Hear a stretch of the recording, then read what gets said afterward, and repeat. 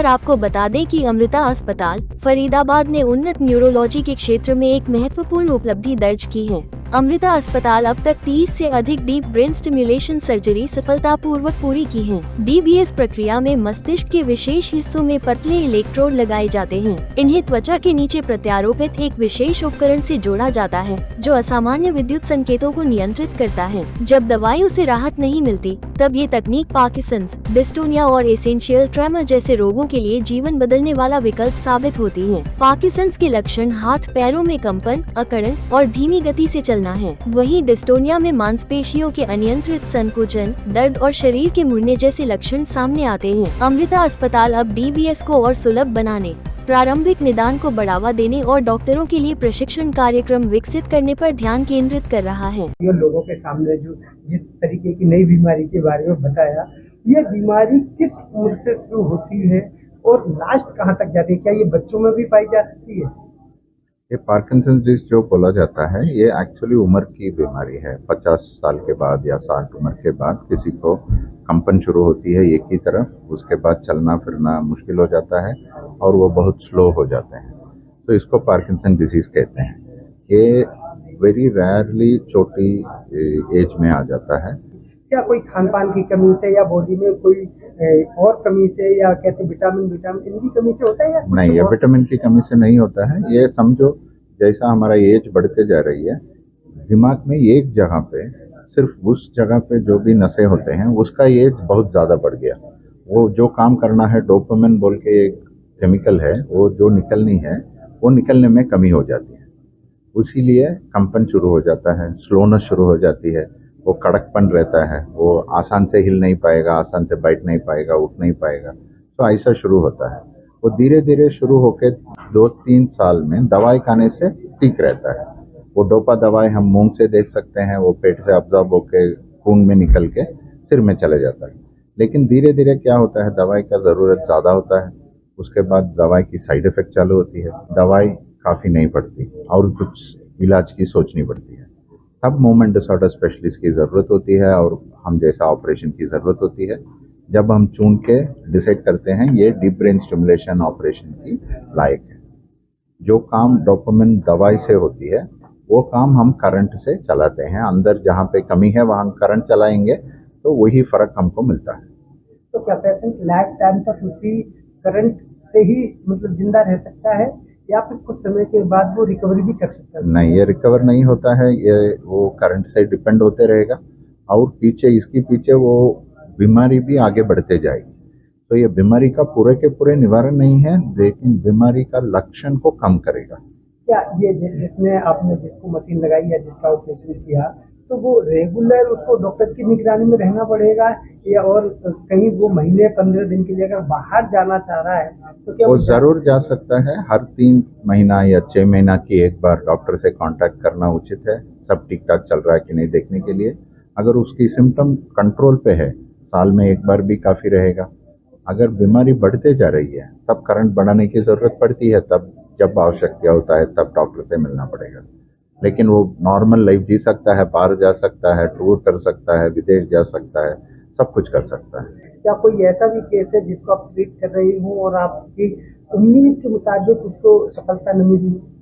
हाँ जी, हम अच्छी तरह चुन के करते हैं तो हर पेशेंट को सफलता मिलती है, लेकिन हम अच्छी तरह चुनने के बावजूद भी कभी कभी 70%, 80% इम्प्रूवमेंट होता है। कितनी तक इम्प्रूवमेंट होता है एक पेशेंट में, वो बोलना मुश्किल है, लेकिन इम्प्रूवमेंट ज़रूर होगा। दवाई की कमी होगी और सिम्टम बेहतर होगी, तो वैसा हम 200-300 के ऊपर केस किए हैं।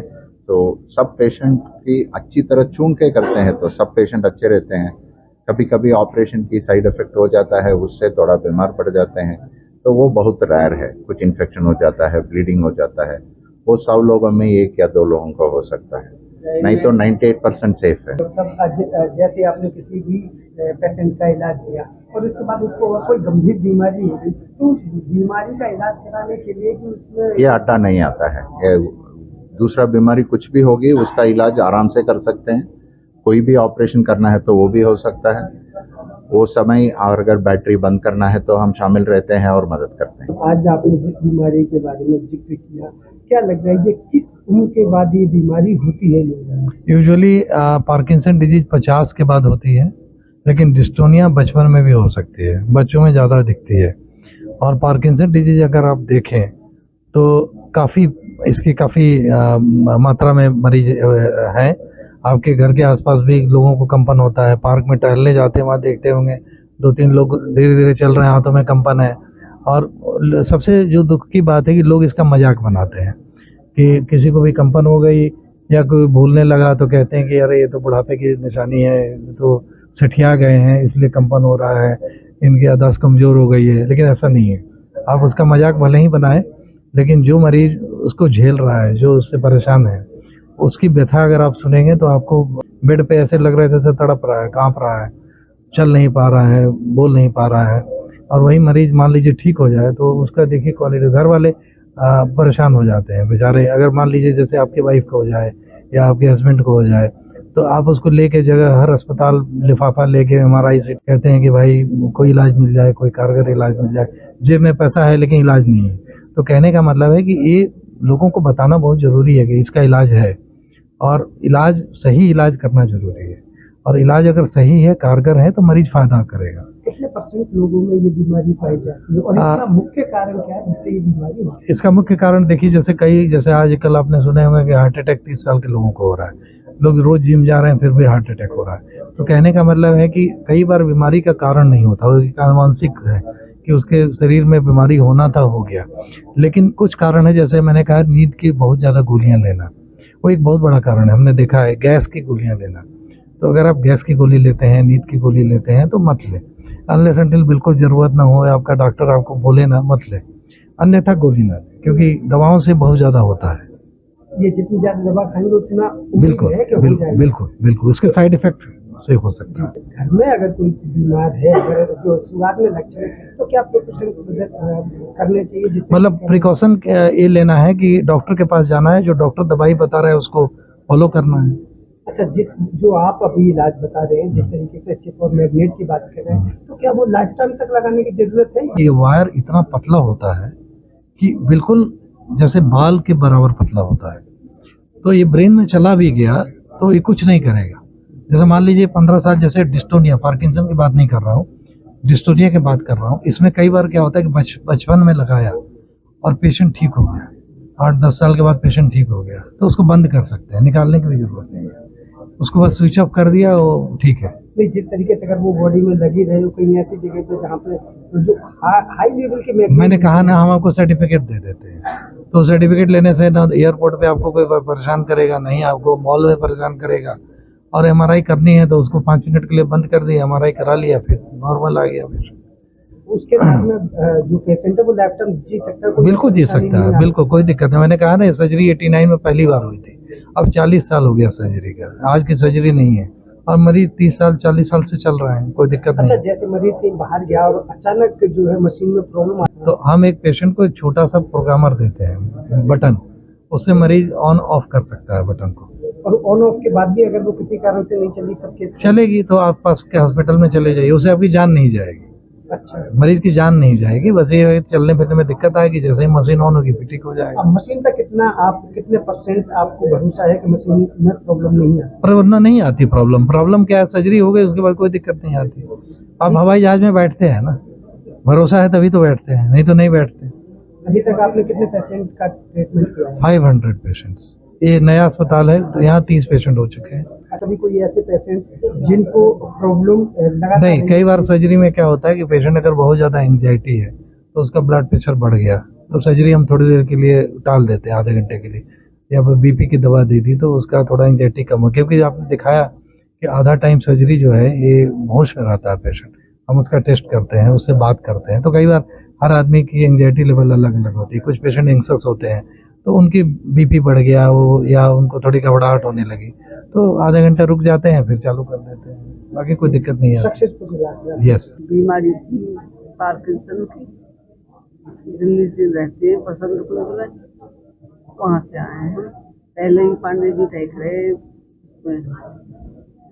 पंत में, वहीं से इलाज चल रहा मेरा।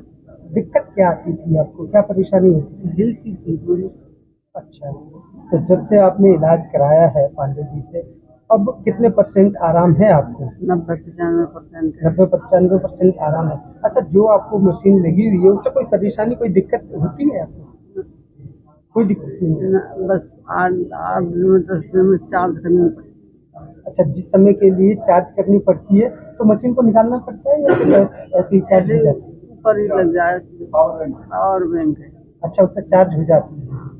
और उसके बाद अब आप जो पहले किसी के सहारे से काम करते थे, अब बिना सहारे के अपना काम कर सकते हैं। हाँ, पहले सहारे से भी नहीं होता था, हाथ पैर हिलने बंद हो गए, पैर न चले। अब तो अपने आप चल रहा हूँ, अपने आप किसी के सहारे से। इलाज हुआ है, सक्सेसफुली है और आप इसके ये इलाज से खुश हैं। हाँ। मेरा नाम सरोज है। सरोज जी, आप कहाँ से आए हैं? दिल्ली से। दिल्ली से। क्या दिक्कत थी आपको? मेरे को डिस्टोनिया की प्रॉब्लम थी। क्या क्या होता था इसमें आपको? इसमें मेरी बॉडी पूरा दर्द करती थी और एक साइड दुखी थी। तो जब आप डॉक्टर साहब से मिले तो उन्होंने इलाज किया आपका, उस इलाज कितना कारगर रहा है अभी आपकी लाइफ में? बहुत है, बहुत बहुत फर्क पड़ा है। कितना टाइम हो गया आपको ये इलाज किए? मेरे को ये 2020 से था प्रॉब्लम। तो जब आपने ये इलाज किया तो पूरा सक्सेसफुली रहा? हाँ जी। अब आप इलाज से खुश हैं? हाँ जी। सर्जरी से पहले और अब तक में कितने % राहत है आपको? बहुत ज्यादा, मतलब कि 99% है। और कोई खाने पीने में या कोई और चीज में कोई परेशानी है? नहीं, कोई दिक्कत नहीं। कोई दिक्कत नहीं। नहीं, पहले आप डिपेंडेंट थे किसी पे? नहीं, पहले भी मैं खुद ही खाती थी, लेकिन करवट नहीं ले पाती, दूसरी साइड को, एक ही साइड को पड़ी रहती थी। और अब आप अपना सारा काम खुद ही कर लेते हैं? हाँ। सब्सक्राइब कीजिए और बेल आइकन को भी दबा दीजिए ताकि आप हमारे आने वाली वीडियो का नोटिफिकेशन सबसे पहले पा सकें।